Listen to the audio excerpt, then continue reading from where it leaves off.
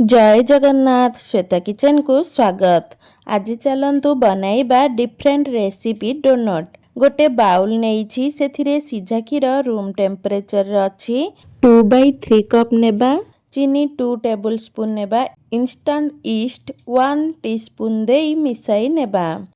एठी ईस्ट को एक्टिव करबा आवश्यक नहीं, डायरेक्ट व्यवहार करि परिबे। तापरे गोटे मिक्सिंग बाउल नेबा सेथिरे मैदा 2 कप फ्रेश दही 2 table spoon salt half tea spoon देई मिसाइबा।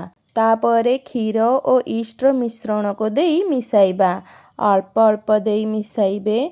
मु एठी सब मिश्रण को देई मिसाई नेउछि। मेजरमेंट अनुसार कले समान होई थाए। एबे गोटे डो प्रस्तुत करि नेउछि। एबे बटर 2 टेबल स्पून देई भल भाबरे चकटी देबा।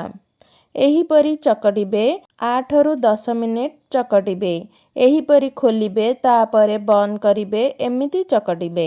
बटर भल भाबरे मैदारे मिसी गला परे बाउल रे रिफाइन ऑयल स्प्रेड करिकी डोटी को रखिनेबा।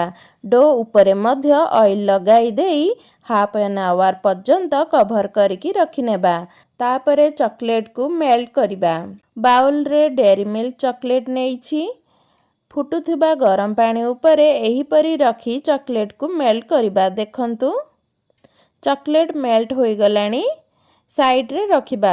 देखंतु हाफ एन आवर होई गलानी। एबे कभर बाहर करी देखिबा।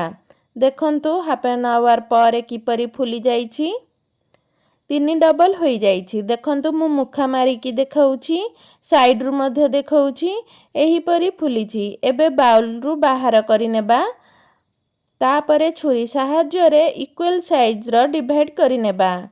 गोटे ट्रे उपरे बटर पेपर रखिबा। ता उपरे छोटो छोटो बॉल बनैकी रखि नेबा। एहीपरी एठी मु गोटे भूल करिछि। बटर पेपर बड़ साइज रो नेइछि। आपण बटर पेपर को स्क्वायर साइज रो काटि नेबे। आपणक मैदार बॉल रो शेप अनुसार काटि नेबे। आपणको फ्राई कला बेले इजी हबो। एहीपरी सबु बॉल बनाई नेबा। ओदा कपड़ा रे कभर करि नेबा। मो पाखरे इंस्टेंट एही केपटी मिलिला कट करिबा पई। एबे मैदा बॉल रो सेंटर रे एहीपरी होल करि नेबा। तापरे ओदा कपड़ा रे कभर करि नेबा। करेई रे तेल लो मीडियम फ्लेम रे गरम करिबे। तापरे डोनट को तेल रे केयरफुली देबा। गोटे साइड गोल्डन ब्राउन कलर हैला परे अन्य पटे लेउटाइबा। आपनको मोर रेसिपीटी भल लागिले सब्सक्राइब करि नेबे। पाखरे थिबा बेल आइकन को प्रेस करि नियंतु जद्वारा मोर नुआ रेसिपीर नोटिफिकेशन पाई परिबे। फेसबुक इंस्टाग्राम पेज रे देखुथिले फॉलो करि नियंतु। लाइक शेयर तो निश्चय करिबे। एबे डोनट्स रेडी होई गला। तेलरु बाहर करि नेबा। तापरे चॉकलेट सिरप रे डिप करी गरमा गरम सर्व करिबा। देखंतु मु गोटे खंड करी देखाउची किपरि स्पंजी होईची। मोर पुओ झियर तो पेशेंस नाही। मु आपण मानकु देखाउची से माने बोही नै गलेनी। एहीपरि घरे बनांतु। किपरि लागिला कमेंट सेक्शन रे जणाइबे। रहुछि धन्यवाद।